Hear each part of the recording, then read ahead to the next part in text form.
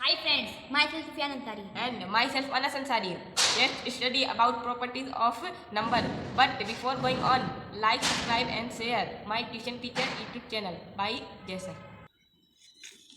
Today we shall study about the properties of integers, whole numbers and natural numbers. यानी हम प्राकृतिक संख्याओं, पूर्ण संख्याओं और पूर्णांक के गुण को या नियम को हम आज सीखेंगे।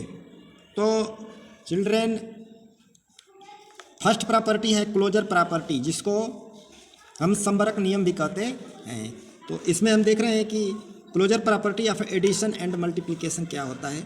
तो क्लोजर प्रॉपर्टी में होता है नेचुरल नंबर को हम नेचुरल नंबर से ऐड करते हैं तो नेचुरल नंबर ही आता है। वैसे ही नेचुरल नंबर को नेचुरल नंबर से मल्टीप्लाई करने पर नेचुरल नंबर आता है। होल नंबर को होल नंबर से ऐड करने पर होल नंबर आता है और होल नंबर को होल नंबर से मल्टीप्लाई करने पर होल नंबर ही आता है। वैसे ही इंटीजर को इंटीजर से ऐड करने पर इंटीजर आता है और इंटीजर को इंटीजर से मल्टीप्लाई करने पर इंटीजर ही आता है।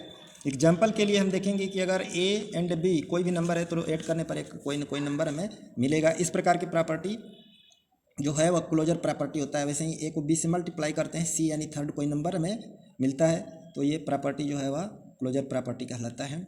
फॉर एग्जाम्पल और देखते हैं कि 5 + 4 = 9। 5 भी होल नंबर इंटीजर और नेचुरल नंबर भी है, 4 भी है तो 9 भी वैसे ही है। वैसे ही नंबरों को मल्टीप्लाई करने पर भी वही नंबर मिलता है। इस प्रकार की प्रॉपर्टी जो है वह हमें क्लोजर प्रॉपर्टी कहलाती है। सेकंड प्रॉपर्टी है कम्यूटेटिव प्रॉपर्टी, जिसे हम क्रम विनिमय का नियम भी कहते हैं। तो इसमें हम देख रहे हैं कि अगर कोई नंबर ए और बी है तो उसको हम ऐड करते हैं तो सेम नंबर हमें मिलता है, अगर बी प्लस ए करते हैं तभी भी। वैसे ही ए को बी से मल्टीप्लाई करने पर भी सेम नंबर मिलता है जो बी को ए से मल्टीप्लाई करने पर मिलता है।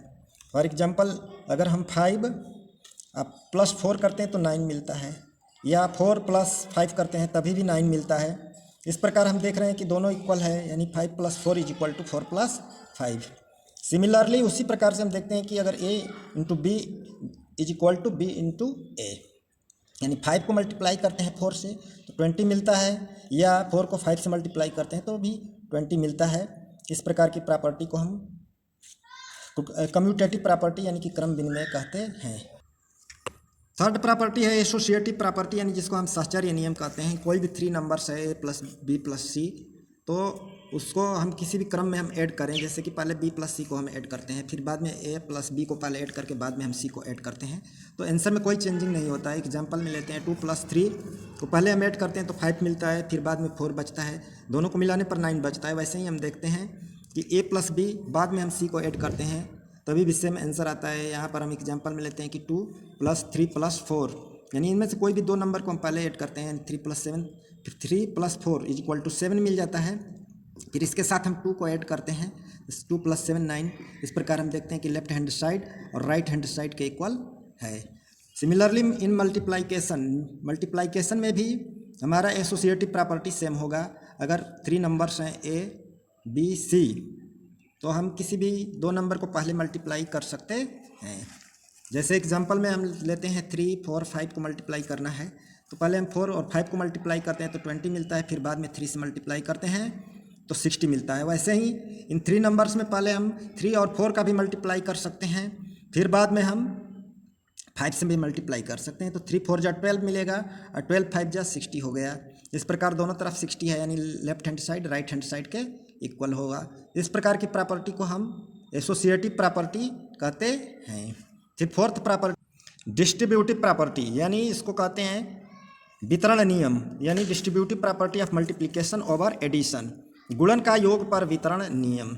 इसमें हम देखते हैं कि कोई भी नंबर जो ब्रैकेट से बाहर है और ब्रैकेट के अंदर जितने भी नंबर होते हैं उनके साथ उसका मल्टीप्लाई डिस्ट्रीब्यूट हो जाता है। जैसे इसमें हम देख रहे हैं कि a को मल्टीप्लाई करना है, ब्रैकेट के अंदर b + c है, तो जब ब्रैकेट को रिमूव करते हैं यानी हटाते हैं तो हम देख रहे हैं कि a का डिस्ट्रीब्यूशन यानी मल्टीप्लिकेशन b के साथ भी हो रहा है और a का मल्टीप्लिकेशन c के साथ भी हो रहा है।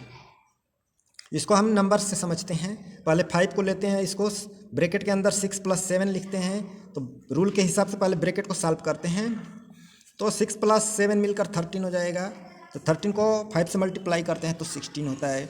फिर 5 का डिस्ट्रीब्यूशन करने पर दूसरे साइड में हम देखते हैं कि 5 का डिस्ट्रीब्यूशन यानी मल्टीप्लिकेशन 6 के साथ भी हो रहा है और 5 का मल्टीप्लिकेशन 7 के साथ भी हो रहा है। तो 6 5 जा 30 हो रहा है और 5 7 जा 35 हो रहा है और 30 प्लस 35 को ऐड करने पर 65 हो रहा है। तो इस प्रकार दोनों का सम जो है हमें 65 ही मिल रहा है। तो लेफ्ट हैंड साइड और राइट हैंड साइड दोनों इक्वल है। इस प्रकार की प्रॉपर्टी को हम distributive property of multiplication over addition कहते हैं। अब हम देखते हैं कि प्रॉपर्टीज ऑफ जीरो क्या होता है। तो ऑन एडिंग और सब्ट्रैक्टिंग जीरो टू और from it does not change the value of the number. अगर हम जीरो को किसी भी नंबर में जोड़ते हैं या किसी भी नंबर से सब्ट्रैक्ट करते हैं यानी घटाते हैं तो उस नंबर में कोई अंतर नहीं पड़ता है, नंबर का वैल्यू बदलता नहीं है। तो जीरो की ये प्रॉपर्टी होती है। तो जीरो की ये प्रॉपर्टी जो है वह ऐड करते हैं तो एडिटिव आइडेंटिटी कहलाता है जीरो। तो zero is called additive identity of addition, या किसी नंबर का एडिटिव आइडेंटिटी कहलाता है।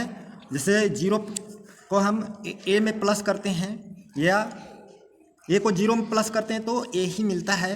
वैसे ही अगर हम 5 को जीरो से मल्टीप्लाई करें या जीरो को 5 से मल्टीप्लाई करें हर हाल में 5 ही मिलता है, चेंज नहीं होता है। तो यह प्रॉपर्टी एडिटिव आइडेंटिटी कहलाता है।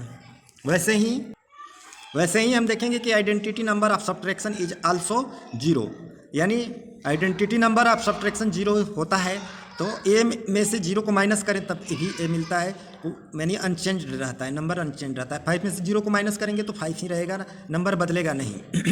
इस प्रकार हम सेकेंड रूल में देखेंगे कि ऑन मल्टीप्लाइंग है number by zero it makes the product zero, यानी कि किसी भी नंबर को अगर हम जीरो से मल्टीप्लाई कर देते हैं तो प्रोडक्ट यानी मल्टीप्लाई करने पर जो आता है वह जीरो हो जाता है। यानी जीरो मल्टीप्लाई करने पर किसी भी नंबर को जीरो बना देता है। जैसे ए को हम जीरो से मल्टीप्लाई करते हैं तो जीरो बन जाता है। जैसे 5 को जीरो से मल्टीप्लाई करेंगे तो जीरो बन गया। -7 को भी जीरो से मल्टीप्लाई करेंगे जीरो बन जाएगा। जीरो को जीरो से मल्टीप्लाई करने पर जीरो बन जाता है। इस प्रकार हम जीरो की प्रॉपर्टी को देखें कि जीरो को ऐड करने पर या सब्ट्रैक्ट करने पर नंबर नहीं बदलता है, लेकिन मल्टीप्लाई करने पर जीरो बना देता है। मल्टीप्लिकेटिव आइडेंटिटी यह जो होता है 1 के लिए है। 1 का किसी भी नंबर से मल्टीप्लाई करने पर नंबर का वैल्यू चेंज नहीं होता है, अनचेंज्ड रहता है, यानी बदलता नहीं है। तो इस प्रकार on multiplying a number by 1, और हम ये कह सकते हैं कि 1 is multiplied by a number the number remains unchanged, यानी नंबर बदलता नहीं है। सो 1 is called multiplicative identity of a number. किसी नंबर का मल्टीप्लिकेटिव आइडेंटिटी 1 होता है। एग्जाम्पल के लिए अगर ए को 1 से मल्टीप्लाई करते हैं तो ए ही आता है। 1 को 5 से मल्टीप्लाई करते हैं तो 5 ही होता है। -7 को 1 से मल्टीप्लाई करने पर -7 ही रहता है, यानी नंबर अनचेंज्ड रहता है। इस प्रकार हम देख सकते हैं ये सारी प्रॉपर्टियाँ। तो बच्चों इन सबको याद रखेंगे और कोई न समझ में आए तो कमेंट ज़रूर करना। थैंक्स।